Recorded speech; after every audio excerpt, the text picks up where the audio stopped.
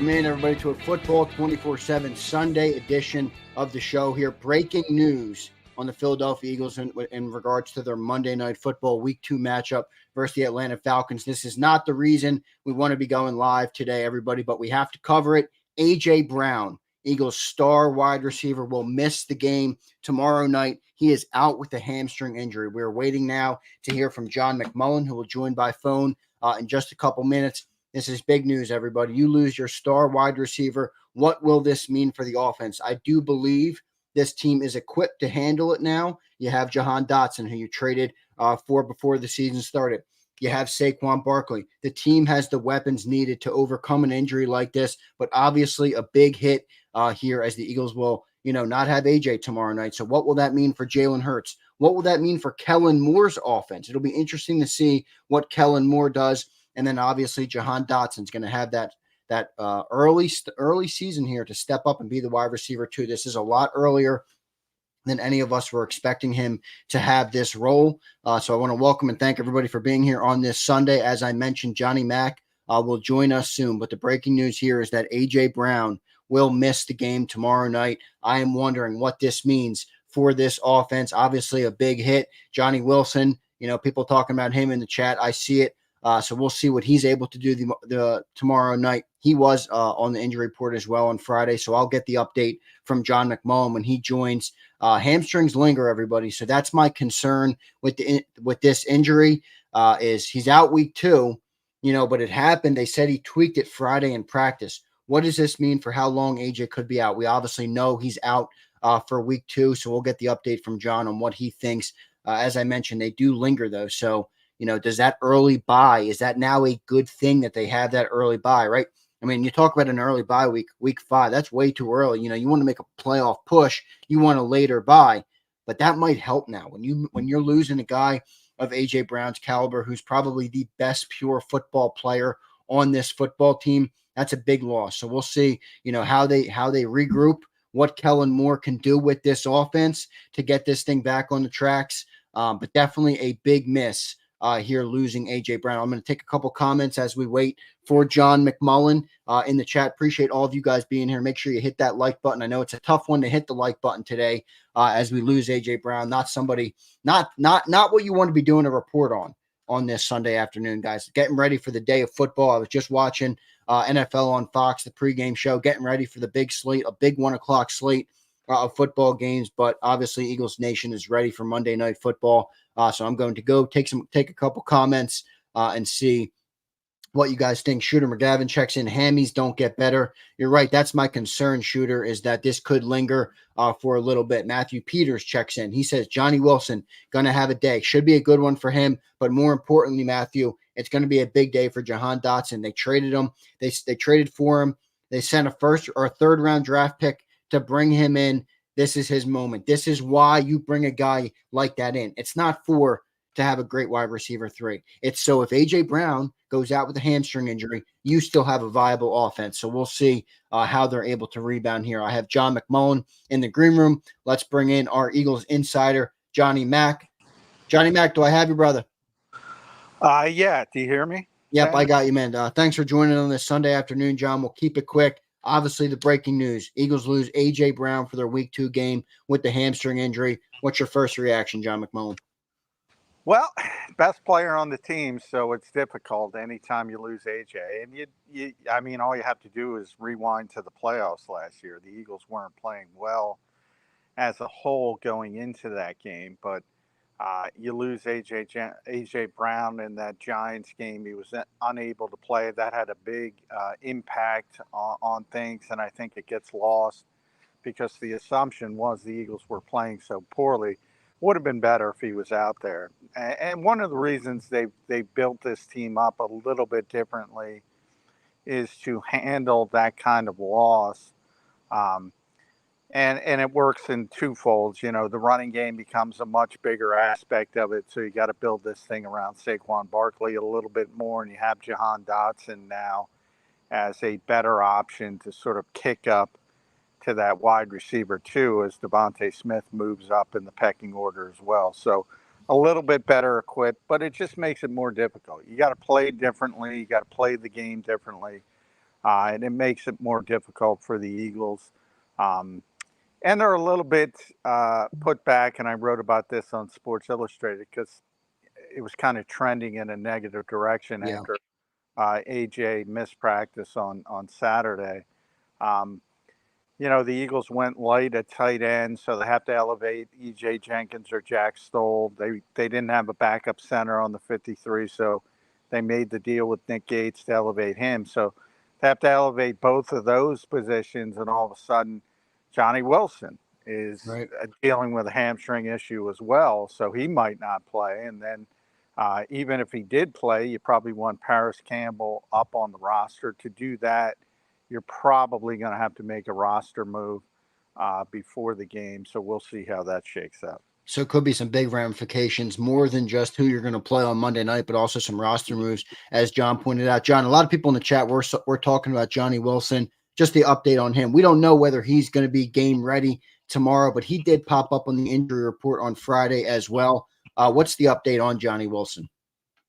Yeah, he popped up yesterday. It was interesting because he was out there and he was going to try to practice, and he was talking a lot with Aaron Moorhead during the stretching period. We're only allowed to see the stretching period on it was a Saturday practice. It would be typically a Friday practice on a regular game week.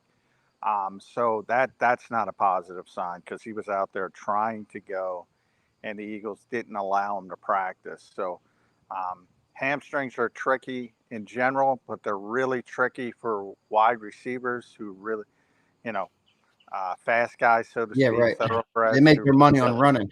Exactly. So a little bit more complicated for that position. So I don't think it's positive in Johnny's standpoint as well. But I do think, even if Johnny Wilson was healthy, I think they would want to get Paris Campbell up anyway, just as more of a veteran presence, more of a well-rounded receiver at this stage of his career, obviously. So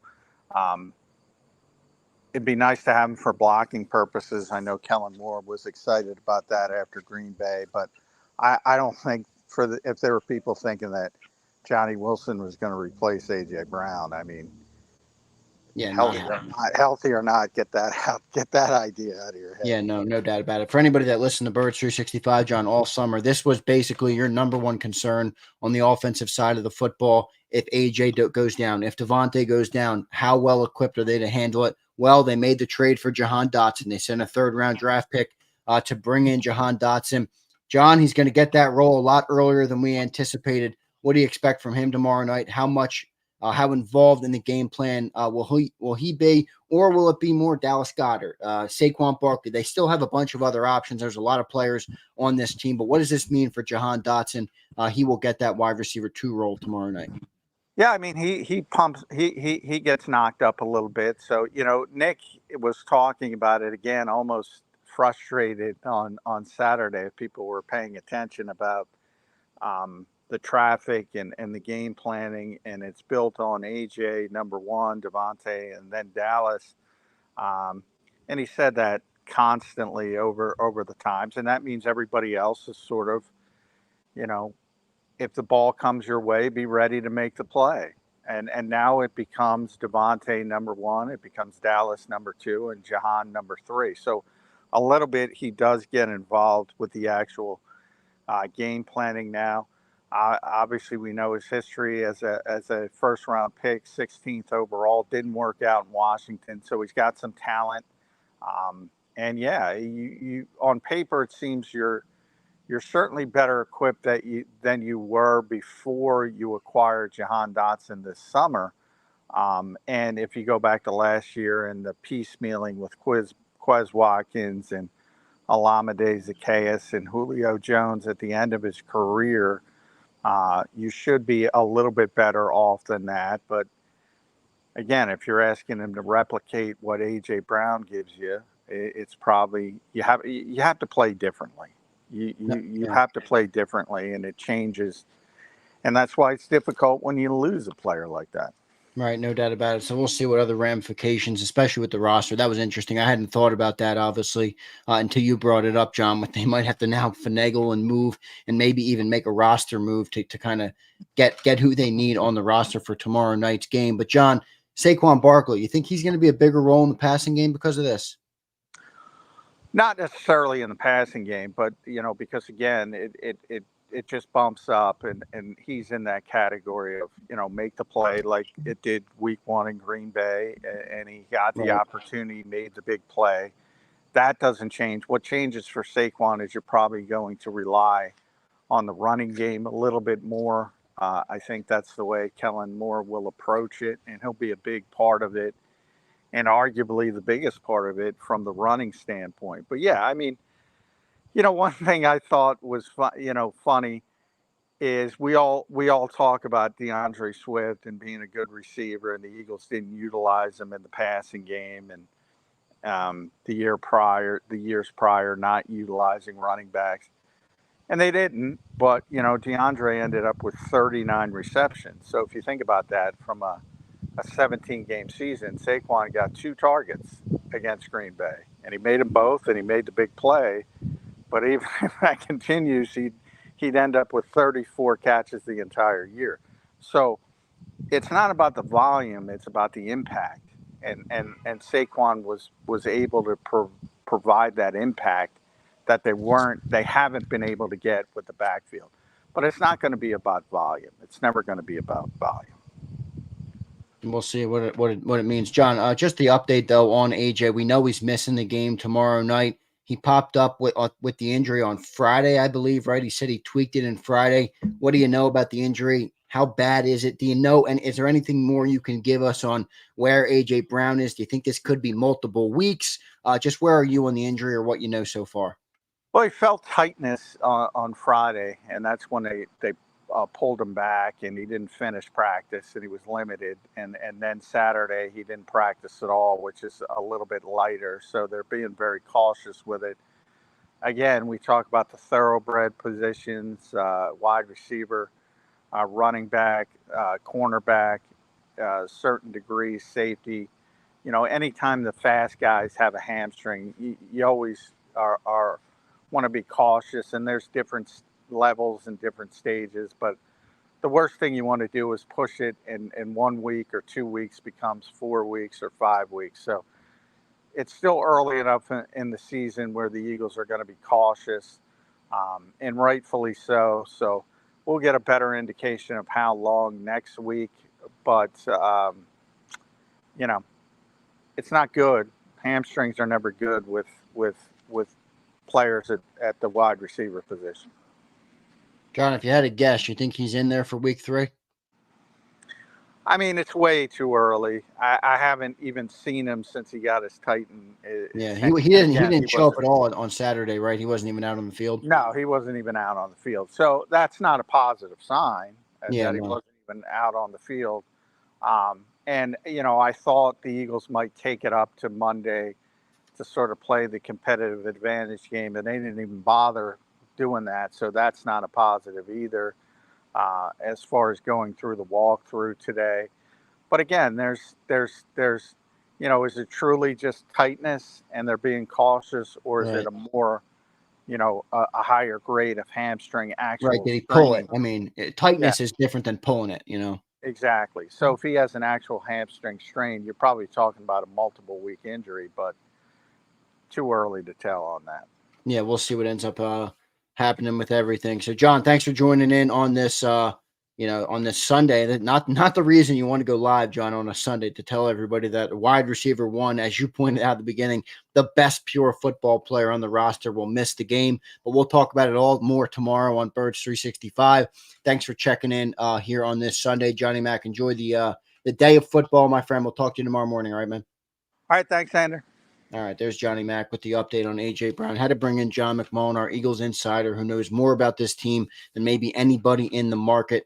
So he gives you the update you hear. A.J. wasn't out there on Saturday. Not a good sign. We'll see what he can do. A couple people in the chat did point that out. So thank you, Jeff, for bringing that up. That's a good point. If he pulled it and strained his hamstring, this is going to be a much different story than if he felt some tightness and he needs to massage it out, and he'll feel better hopefully soon. So definitely going to be looking for more updates on A.J. Brown here. But the news right now is he is out for week 2. So now you have Monday Night Football versus Kirk Cousins and the Atlanta Falcons at the Link. Nick Foles' retirement ceremony.